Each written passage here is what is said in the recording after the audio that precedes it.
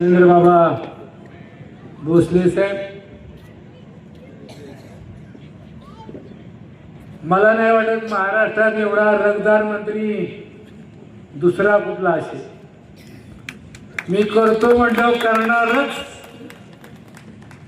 ती रग, ती मस्ती असणारे या राज्याचे ग्रामीण विकास मंत्री, सोलापूर जिल्ह्याचे सन्माननीय पालकमंत्री आदरणीय जयभाऊ गोरे साहेब,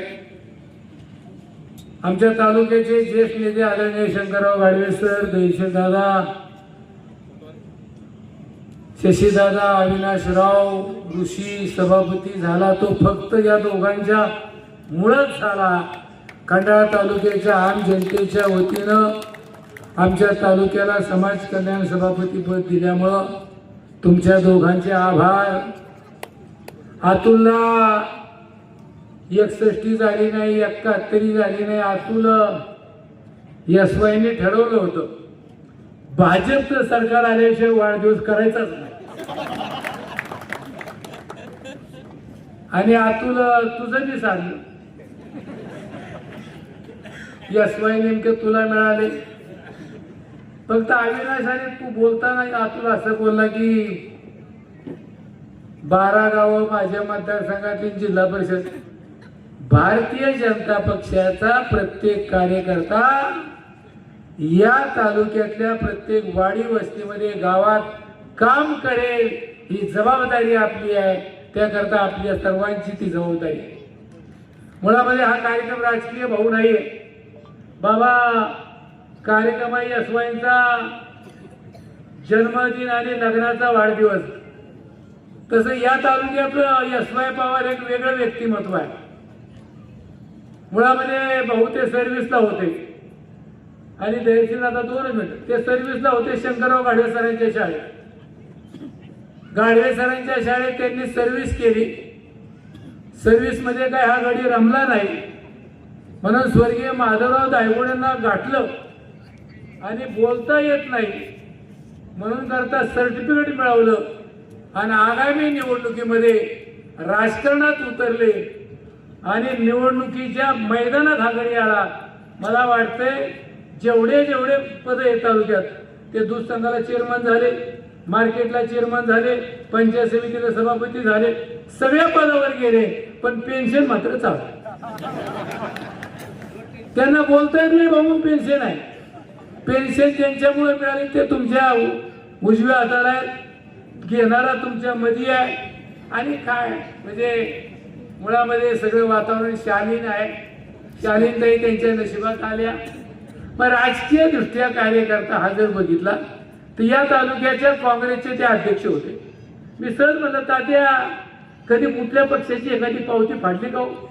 म्हणजे अजून तरी नाही फाडली. आता दयशील दादा एकच काम करा, तुम्ही 100 पूर्ण करा. परंतु तात्या आता भाजपचे सभासद व्हा. 2 माणसं दोन्हीकडे आहे.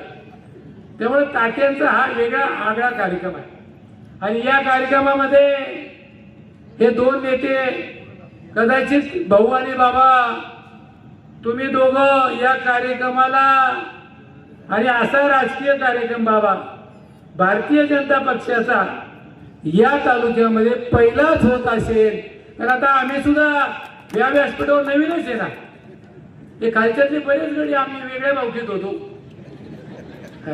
त्यातले निम्मे अर्धे वेगळ्या बावकीत होते. आता पडलेले निवडून आलेले सगळे आम्ही एकत्र आहे. फक्त तुम्हालाच विनंती आहे, या तालुक्याचं 1984 साली सन्माननीय गाडवे सर इथं आहे, स्वर्गीय चव्हाण साहेब गेले, वसंतदादा गेले, प्रतापराव भाऊ गेले, किसनवीर आबा गेले, नीरादेव घरचं 84ला पूजन झालं. अजून सुद्धा बाबा या तालुक्याला पाण्यापासून वंचित आहे. 2 बरकवडीचं पाणी अजून आम्हाला नाहीये. आता तुम्ही दोघं एकच काम करा. ज्या मान तालुक्यामध्ये मी भाऊ 92ला पंचायत समितीला सभापती झालो, 98ला शिक्षण सभापती झालो, ज्या तालुक्यात वाटीने मानला पाणी प्यायला लागायचं तिथं 5 कारखाने झाले. आम्ही वाटीवर आलो. आमची वेळ वाटीने पाण्याची प्यायची वेळ आली. यशवंत ते आठवले का? स्वर्गीय अभयशे राजे MIDC झाली कामाला दुसरीच लेबर आणि हेल्पर आम्ही.